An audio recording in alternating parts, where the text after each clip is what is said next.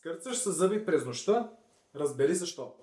Много често проблема с кърцането на зъбите не се разбира правилно както от пациентите, така и от немалка част от денталните лекари.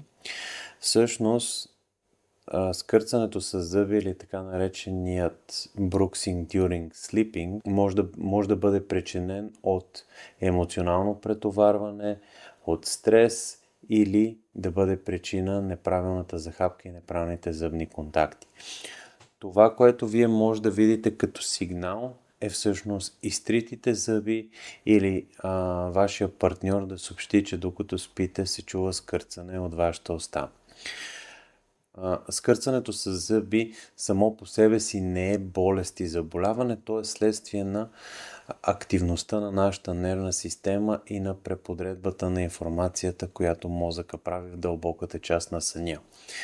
Важното тук е да се отбележи, че захапката и зъбните контакти са от изключителна важност, така че определени зъби да не се претоварват повече, а други по-малко и всъщност това да води до износване на тези зъби.